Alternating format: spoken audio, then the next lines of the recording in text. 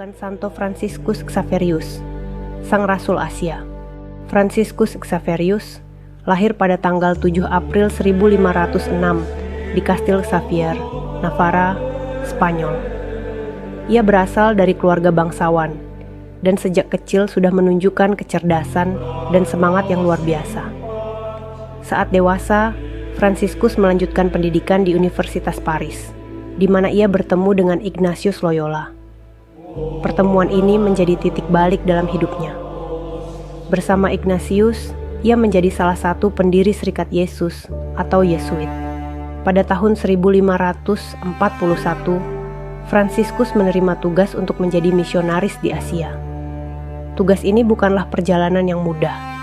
Ia berlayar melintasi samudra luas, menghadapi badai, penyakit, dan tantangan fisik lainnya. Perjalanannya pertama-tama membawanya ke India, lalu Jepang, dan akhirnya ke Kepulauan Maluku. Fransiskus tiba di Maluku sekitar tahun 1546.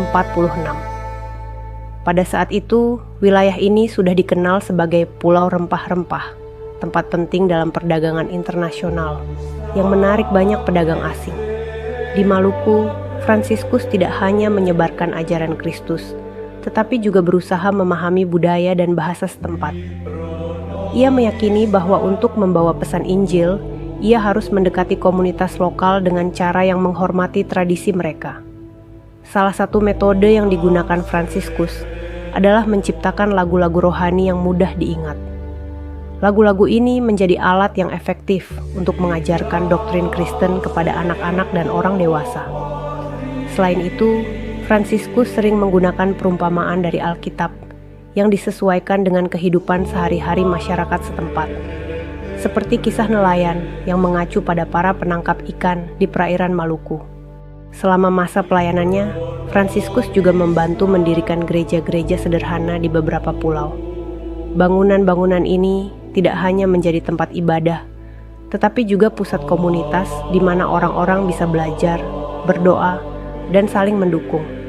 Namun, misinya tidak selalu mulus.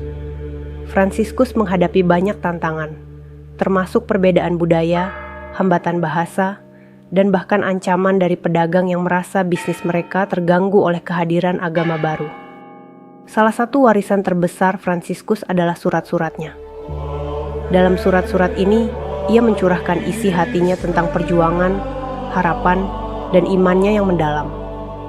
Surat-surat ini memberikan kita wawasan yang tak ternilai tentang kehidupan seorang misionaris di abad ke-16, termasuk kegembiraan dan tantangan yang ia hadapi.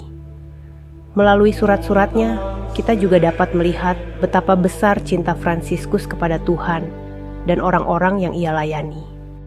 Fransiskus Xaverius meninggal dunia pada tanggal 3 Desember 1552 di Pulau Shangchuan, saat sedang dalam perjalanan untuk menyebarkan Injil di daratan Tiongkok.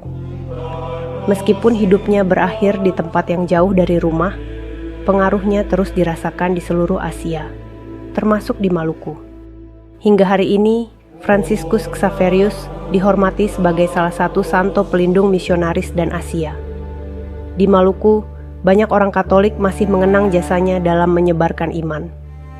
Perayaan hari pestanya pada tanggal 3 Desember menjadi momen refleksi atas dedikasi dan pengorbanannya. Di gereja-gereja dan komunitas Katolik di Maluku, tradisi doa dan misa khusus untuk menghormati Fransiskus tetap dijalankan hingga sekarang.